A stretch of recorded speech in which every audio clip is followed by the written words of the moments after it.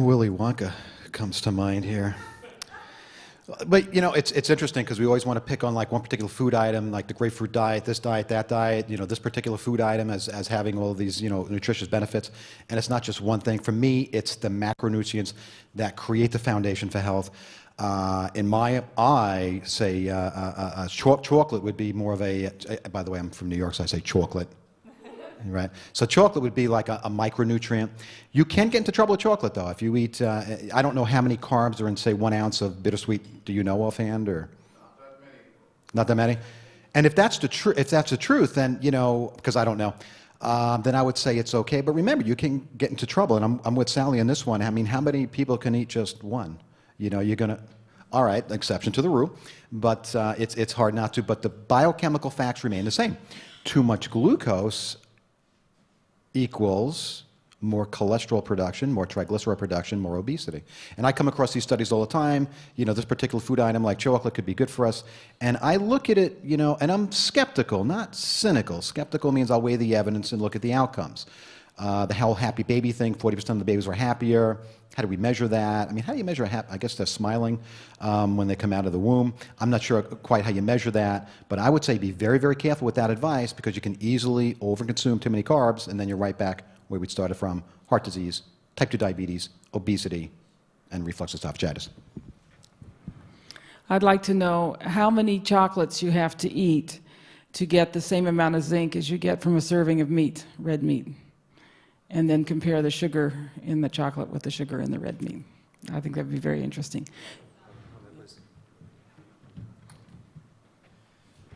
Yeah, hi, thank you. As I said in my remarks, the Nutrition and Metabolism Society does not take a position on any particular food or whatever, as long as you're a healthy and a person of normal weight and are not sick. So my wife will be happy to know I'm not going to be banning chocolate in the house.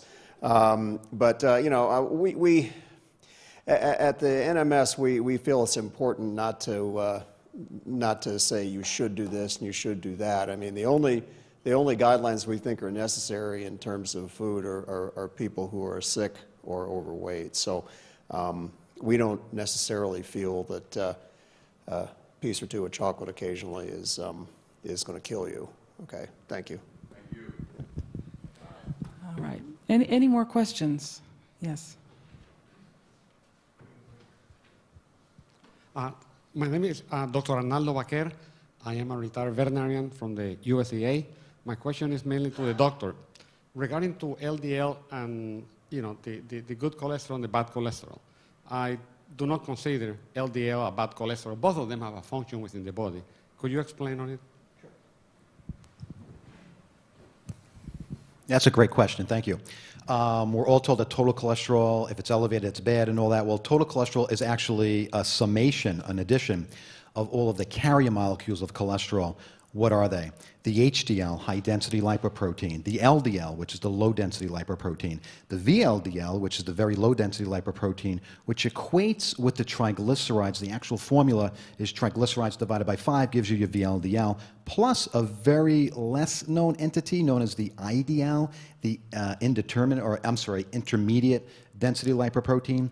Now, it's interesting to know that if we go back maybe 20, 25 years, it was this. It was black and white. You know, HDL good, LDL bad. We know that's not true. We have a test out there now called the VAP, which stands for Vertical Auto Profile, which actually measures the subcategories, the subspecies of the HDLs and the LDLs. And now we're learning that there are subcategories of LDL, which are healthier LDLs that help combat the deposition of plaque. These are called the fluffy, you know, cotton ball types of LDLs. And we know there's the BB type LDLs, the more dense LDLs, which actually encourage the deposition of plaque. But I'm glad you brought up LDL because the most widely used lipid panel out there measures total cholesterol, HDL, and the triglycerides, and actually calculates the LDL. Now, I have a little joke that I say, you know, as far as physicians are concerned. There was a show out there which is still on. It's called "Are You Smarter Than a Fifth Grader?" and hosted by Jeff Foxworthy. And when it comes to simple basic mathematics, it's sad to say that most physicians are not smarter than the fifth grader when it comes to simple basic mathematics. Why? Because your total cholesterol is dependent upon the species of your HDL, your LDL, and your VLDL. The IDL number is negligible, so it really doesn't add much to the equation. Total cholesterol becomes irrelevant when your HDLs are elevated, for it drives up the total cholesterol. And no one here will argue with me that HDL, the high-density lipoprotein, is not a good cholesterol, double negative met, okay? This is a very good cholesterol. This inhibits atherosclerosis, plaquing about all the arteries, specifically coronary and, of course, carotid. The fascinating aspect of this is that your LDL in most lipid panels is calculated. And this is where we go astray. Based upon the mathematical calculation of the LDL, when your HDL is elevated, when your triglycerides are low, HDL being elevated drives up your total. So when your HDL is elevated, driving up your total with a lower triglyceride, based upon the mathematical calculation of your LDL, the LDL will be elevated. Don't believe me? Look at the Friedewald equation, play with numbers, you'll come out with high LDLs. So when your lipid panels are the way they should be, high HDLs, dropping up the total, low triglycerides, your LDL is going to be elevated. And the National Cholesterol Education Program uses the LDL calculated, the total cholesterol, as the guidelines for statin therapy, and by golly, they're just plain wrong. And I can't emphasize that enough. Thank you. Thank you. We have an article on our website by Dr. Uffe Ravenskopf, MD, PhD, on the benefits of LDL cholesterol. And particularly as we age, I guess we're all getting into that category, the LDL protects against infection and endotoxins. We've had some great questions, yes. Good morning. My name is Shelley Vaquer, and I'm a member of the Weston Price. Some years ago, I was told I was too acidic and that I should get off all meat because meat's very acidic. I'd like to know more about the alkaline acidic acid balance and if that has anything to do with your metabolic body type.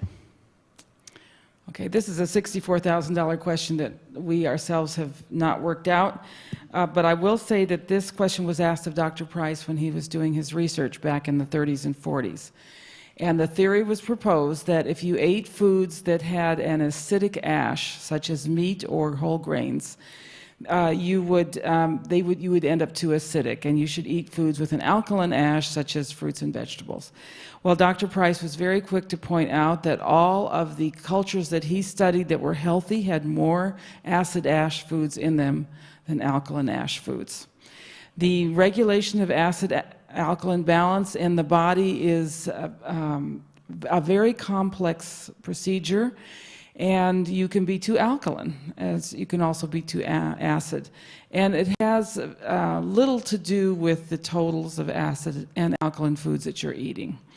So I can't say much more. I have met some people recently who are looking into this in more detail. One of the things they say is that saturated fats are the best thing you can eat for regulating that balance. Saturated fats help you regulate the balance. I wanted to make a comment about the whole grains because the new guidelines recommend more whole grains, and this is being accomplished by putting them in breakfast cereals and putting some sawdust in the muffins and things like this, and or that's the fiber, excuse me, or putting more whole grains in the muffins.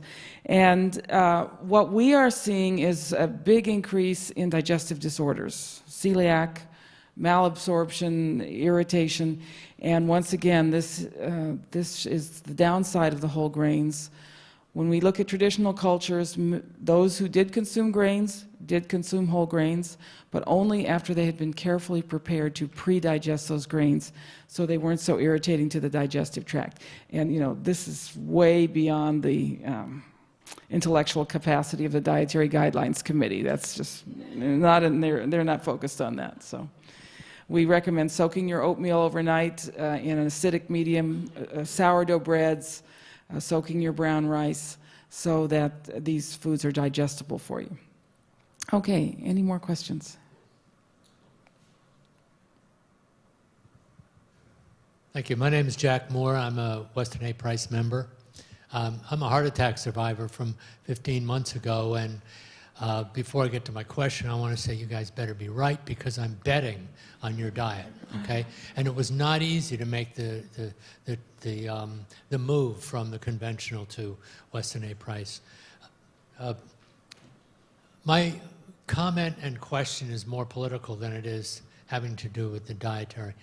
I want to preface it and say I've been a 30-year subscriber of Kaiser Permanente, and I went to a nutrition class for heart attack survivors. And even back then, which was just a year ago, with the naivete of being a normally informed American citizen, I was put off by the poor attention, the poor nutrition advice that I was given. I was driven to take responsibility for my own nutrition. And as I started to read, I went to the American Heart Association, of course, because I had had a heart attack, and I find that they certify Fruit Loops as heart healthy. That was somewhat disappointing. I wonder about their integrity when they're taking money to certify Fruit Loops. But more importantly was the American Dietitians Association, because they have pretty much a lock on the certification of cafeteria diet planners, hospital diet planners, prison diet planners, and yet their lead corporate sponsor is Coca-Cola. And all I could figure out is that they're accepting that money as hush money and not to espouse the consumption of soda, but be quiet about that. So I'd like a comment about the extent to which there is this corruption of corporate interests that's like 2 layers back. This is at the surface, and behind that is a much deeper problem in order to fix what we're here to talk about this morning. Yes, I think both Adele and Pam can address that, but I would like just to say something about our dietary suggestions. A lot of people think that the Weston A. Price Foundation is about a high-protein diet. And we are not about high protein. We're about maximizing the nutrients, and particularly the fat-soluble activators, A, D, and K. These were very high in the traditional diet. So we recommend moderate amounts of protein, plenty of good fats, and we do really insist that you get adequate A, D, and K through cod liver oil, organ meats, and so forth. So just want to say that sometimes that gets left out when people try to adopt our diet. So who would like to address this concern? I'm going to give you a short perspective on what it's like to become a dietitian at age 50 when you know better. It sort of boggles my mind how I made it through the whole program, and I have to say my instructors and most of the dietitians I met are very nice people, very well-meaning, and my instructors have been completely supportive of me. Maybe not tomorrow, but because I've been involved in some other controversial movements as well. But dietitians we're really told what we're supposed to say, and if we step out of those bounds, I mean, first of all, I could be violating my liability insurance by saying some of the things I say. We're supposed to say what the American Dietetic Association tells us to say. And there's been, this organization's been around a long time, so it's going to take a little while for the thinking to change. I mean, there's been some talk about, monounsaturated fats, that's the new thing, that those are okay. So we've at least accepted that. But I don't know, I'm not sure it's really in our interest for people to really get a good diet. They won't need us then, will they? And also, it's funny, people ask me questions. I had a pregnant woman ask me, I really want to eat well for my pregnancy. I want to have a healthy baby. I said, but I don't know what to eat for myself. I said, well, you know what? The best thing about it, it's the same diet. So it's really quite simple in the end, but we've made it very complicated. So I don't really know how we back out of this. It's the same thing as medicine.